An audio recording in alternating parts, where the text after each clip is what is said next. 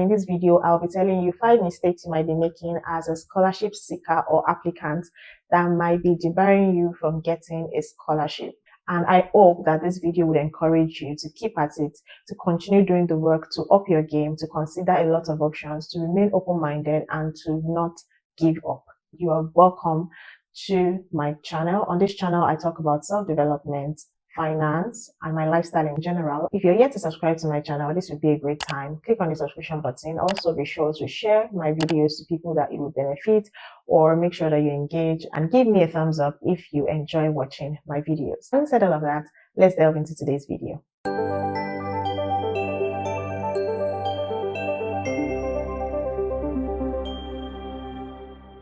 Welcome back to my channel. My name is Veronica and you are welcome. Today I'm going to be talking about 5 mistakes that you might be making as a scholarship seeker or scholarship applicant, which I'd like to address to ensure that you correct the mindset or correct the attitude so that it's much more easier on the journey to securing a scholarship. I was able to secure a fully funded scholarship through the Petroleum Technology Development Fund. Before then, I have been applying to various scholarships. I have applied to various prestigious and competitive scholarships such as the Chevening Scholarship, the MasterCard Scholarship, Queen Elizabeth Commonwealth Scholarship, and many more. One thing that I learned in the course of this journey, and which I would like you to learn as well, is that this journey might not likely be a sprint. So when I get people come to tell me that, Veronica, this is my second time of applying, this is my third time of applying, I am going to give up because I'm not seeing immediate results, then I am more encouraged to make a video like this, because this might just be the video that you need to keep pushing.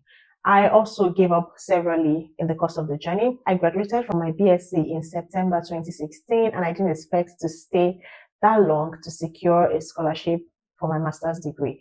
But as God will have it, or as things will turn out, I ended up spending over 6 years before I was able to secure a fully funded scholarship. One thing I want to establish before I even go to the point or the mistakes you might be making is that you should realize that this journey might not be a short one.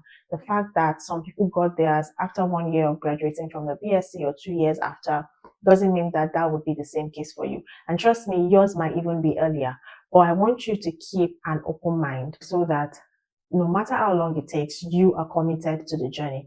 That's why I'm going to be sharing with you 5 of the mistakes you might be making as a scholarship seeker that I believe that if you're able to work on, the result might just be what you've been waiting for. And it's just been that you've not changed some of these acts or mistakes. That's why you are still on the journey.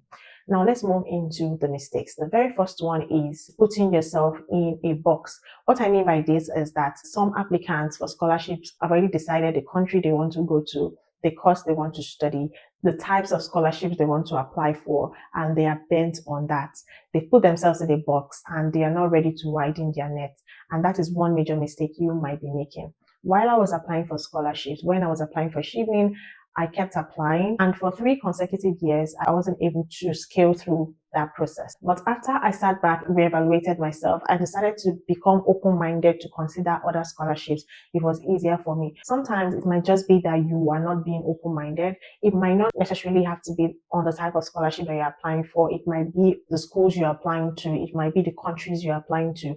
Try not to put yourself in a box and try to expand your search. There are lots of scholarships, and I believe there will be one that will suit your qualifications, suit your skills. But if you're boxed and not open-minded, then you might just be constrained to the ones that are not really in sync with your skills and with your experience or your education. No one might be telling you directly based on the feedback that you may or may not be getting, but this is me telling you that it's better to keep an open mind and be ready to widen your tentacles or spread your net so that you are not boxed up and you're not getting the same results over and over again.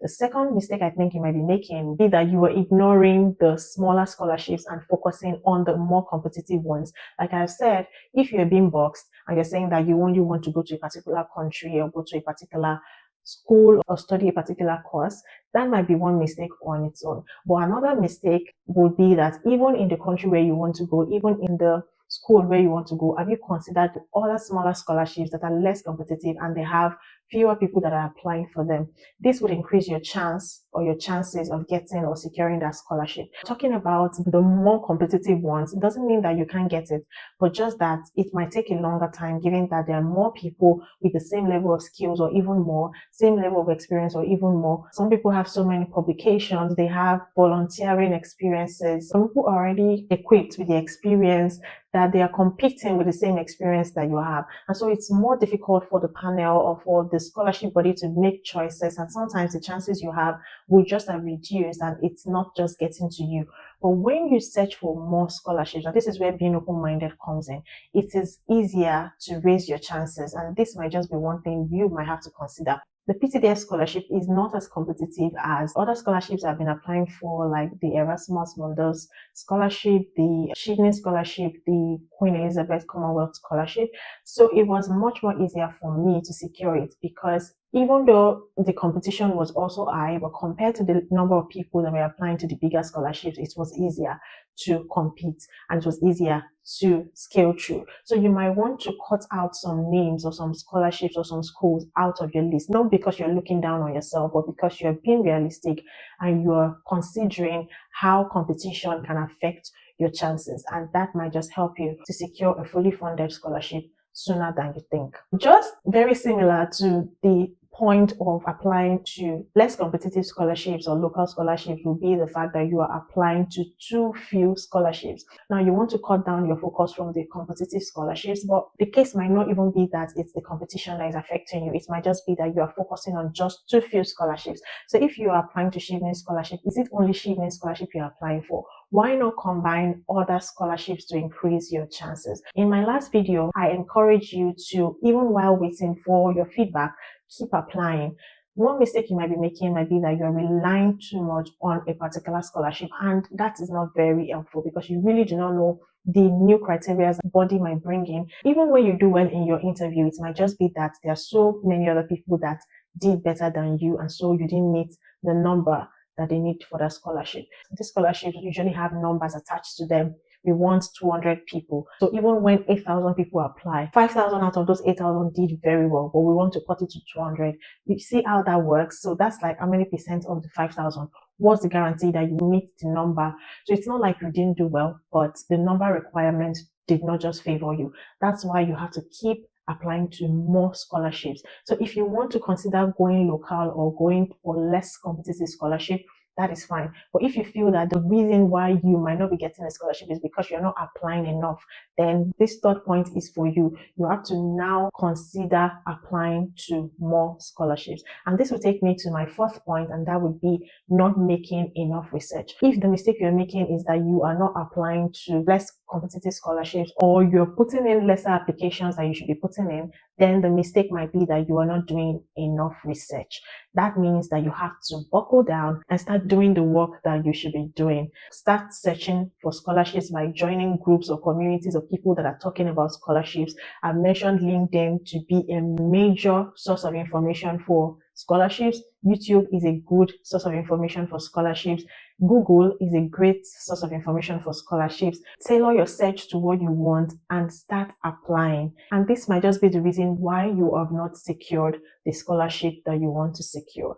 I am looking at putting information together about ongoing scholarships and scholarships that you can apply for. If you're interested in that, let me know in the comment section below. I do not just want to put out scholarships and probably that might not be what you want from me on this channel. If you want me to just keep talking about your questions and how to tackle the scholarship process, that's fine. But if you also want me to bring on information about available scholarships, the deadline, the requirements, how to go about it, that can be another option. But because there are already so many resources that you can use, I challenge you to increase your research and start doing the work. This point will lead me to the final mistake that I think that a lot of you are making, which is not allowing you to secure the scholarship of your dreams, and that will be submitting generic applications. The point where I mentioned not putting in enough applications, that might not be you. You might already be putting in so many applications, but you are not seeing the results. Your own mistake might be that you are putting in generic applications, the same application for different scholarships,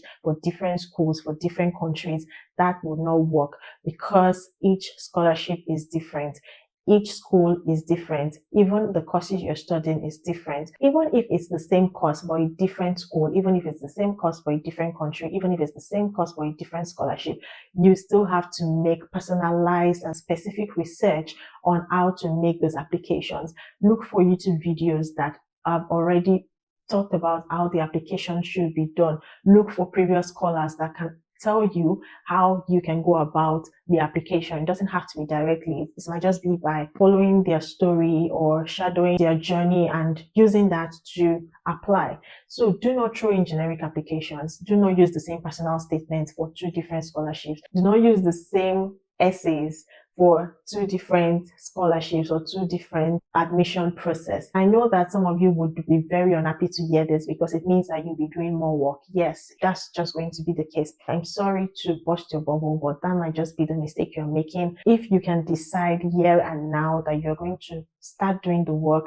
you're going to start tailoring your application to each scholarship, to each admission. You're going to put in more applications. You're going to be open-minded. That's by not focusing on just one direction, right? So spread your net, spread your options, and consider a lot of other options. Don't focus on just the big scholarships. Yes, it's going to be really prestigious to get the Chivney Scholarship. It's going to be really rewarding to get the Erasmus Mundus Scholarship or Queen Elizabeth Scholarship. It's going to be really rewarding. But if it's taking too long, then you might just have to re-strategize, right? And also focus on smaller or local scholarship. It's still going to be fully funded. It's still going to be rewarding. It's still going to be world class because you're still going to study abroad. And that's all you want. You want to just get that experience and knowledge that will put you out and give you international opportunities. And trust me, these local scholarships and smaller scholarships can also give you that. Also, make sure that you are taking your research seriously. Be sure that you're ready to do your work and do not leave it for other people to do it for you. Finally, I'll say that you should remain realistic. Do not think that getting a scholarship is far-fetched, and do not give up, because if I'd given up along the 6 years, of course I did give up, I won't lie to you, but I gave up temporarily. I picked myself again and dusted my certificates, dusted my essays, and continued the journey. So I'm not saying that it's easy and it's just going to be a positive energy all through. I want to keep applying. No, there are times that you feel less motivated, but one thing I want to tell you is to remain realistic, dream realistically. Remember this video whenever you feel down and whenever you want to give up on this journey. Take the needed break, but get back at it and keep pushing. It's possible that it's one of these mistakes that I have highlighted that might be the issue, and remain very sincere with yourself. You might already know what the issue is, but you are just denying it. You're living in denial. This is the time to come out clean and decide that you're going to work on the real issue or mistake that you're making. And I assure you that you are going to be receiving your own good news, your own scholarship letter, your own admission letter in no time. So if you send this video with me, I believe that you would have picked something along the line. Please do well to share with me and engage with me in the comments. What mistakes do you think resonates with you, or what mistakes have I not mentioned but you think might be a cause for the delay in getting international opportunities? Or if there is anything that you want me to touch on again, or any questions that you want me to answer, please let me know in the comment section below, and I'll be sure to make a video or respond to you directly. If you've seen this video to this end, thank you so much for watching. I appreciate you for always sticking with me. Please do not forget, click on the subscribe button below and join the family. Also, be sure to share this channel with people that are interested in getting scholarships, are interested in self-development, and let's all grow together as a community. Also, don't forget to give me a thumbs up because it will share my video to more people that are interested in this kind of conversations. Once again, do not give up. Keep your options open. Keep an open mind. Remain realistic and remain optimistic on this journey. I wish you all the very best. Bye.